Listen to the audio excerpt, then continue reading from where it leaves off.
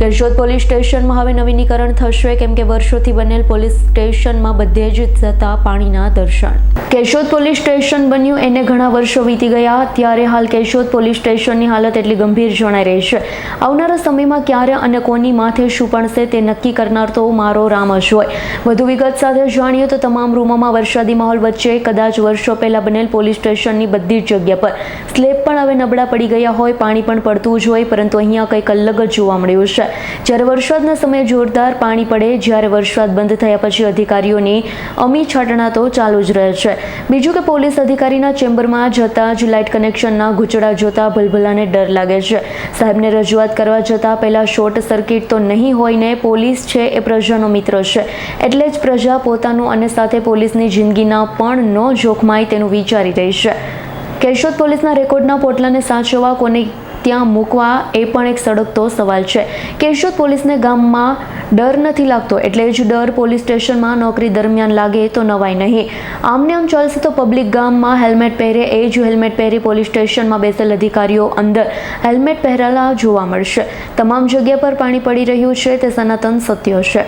કેશોદ પોલીસની જહેમત ભરી કામગીરીમાં કોઈ અડચણ ન આવે તે બાબતે આજરોજ કેશોદ તાલુકા પંચાયત વિરોધ પક્ષના નેતા પ્રતિનિધિ દ્વારા કેશોદ પોલીસ સ્ટેશન નવીનીકરણ મુદ્દે પ્રતિક્રિયા પણ આપવામાં આવી હતી. કેશોદના સુયોગ્ય લોકો દ્વારા પણ ઘણી રજૂઆત કરવામાં આવી હોય, ત્યારે મુદ્દે અધિકૃત લોકો વિચારણા કરી વહેલી તકે કોઈ પણ હાનિ ન થાય આ પહેલા કેશોદ પોલીસ સ્ટેશન નવીનીકરણ મુદ્દે વિચાર કરે તો સારી વાત કહેવાશે. મારું નામ મનીષભાઈ ચુડાસમા, કેશોદ તાલુકા પંચાયત વિરોધ પક્ષ નેતા પ્રતિનિધિ. આજ રોજ કેશોદ પોલીસ સ્ટેશનની અંદર મુલાકાત લેતા ખરેખર એવા દ્રશ્યો અમે જોયા છીએ કે અંદર પાણી એટલી હદે પડે છે, તથા અમુક જગ્યાઓ ઉપર જે મીટર લાગેલું છે ત્યાં વાયરિંગ શોર્ટ સર્કિટની ઘટના બની શકે છે, તથા પોલીસ સ્ટેશન ઘણા વર્ષોથી આને આ ખંડેર જેવી હાલતમાં છે. આનું કોઈને કોઈ નિરાકરણ આવતું નથી. અહીંના અધિકારીઓની કામગીરી ખૂબ જ સારામાં સારી છે, પરંતુ એ લોકોને પણ હવે એ લોકોનો પ્રશ્ન એક જ છે કે એ કરે તો શું કરે. આમાં એમને કામગીરી કરવી છે, પરંતુ એમના રેકર્ડો ફેરવવામાંથી જ નવરાશ નથી મળતી. કારણ છે કે અહીંયા મૂકે તો બીજી જગ્યાએ પાણી પડે, ત્યાં મૂકે તો ત્યાં પાણી પડે. આવનારા સમયની અંદર કોઈને કોઈ રેકોર્ડ કાઢવો હશે તો કરશે શું? આના વિશે સરકારને ખરેખર જાગૃત થવાની જરૂર છે.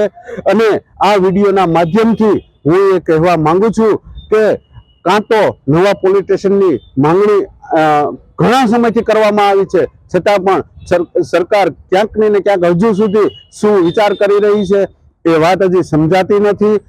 આનું કઈ જગ્યાએ શું કારણ છે પોલીસ સ્ટેશન બનાવવાનું, કે ભાઈ નથી તમે બનાવતા, એનું કારણ શું છે? કે તમારે બનાવી આપવાનું છે કે નથી બનાવી આપવાનું? જે અધિકારીઓ કામ કરે છે, જેને કરવું છે, સારી રીતે અહીંયા કામ થાય છે, અને તમે ક્યાંય ને ક્યાંય અટવાણા હોય તો પોલીસની કામગીરી ખૂબ જ સરાહનીય છે, હું ફરી પાછો કહું છું, પરંતુ એમને જે રેકોર્ડો જે છે એ સાચવવા માટે તેમજ એમને કામ કરવા માટે યોગ્ય જગ્યા નથી. તો સરકારશ્રીને મારું નિવેદન છે કે આ વાત ત્યાં સુધી પહોંચે અને એને સારામાં સારું પોલીસ સ્ટેશન આપે. અને બીજી વસ્તુ એ કે જ્યારે વરસાદ આવે ત્યારે તો ઠીક છે, કાંઈ વાંધો નહીં, પાણી પડે છે, પરંતુ વરસાદ રહી ગયા પછી પણ 4-5 દિવસ જે ખેડૂતો ટપક પદ્ધતિનો ઉપયોગ કરતા હોય એવી રીતના અંદરથી ટપક પદ્ધતિ પણ ચાલુ છે.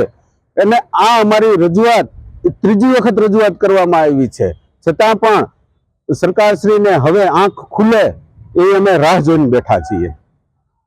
રાવલિયા મધુનો રિપોર્ટ, S9 ન્યૂઝ, જૂનાગઢ. અમારી તમામ માહિતીથી અપડેટ રહેવા માટે જોડાયેલા રહો S9 ન્યૂઝ સાથે.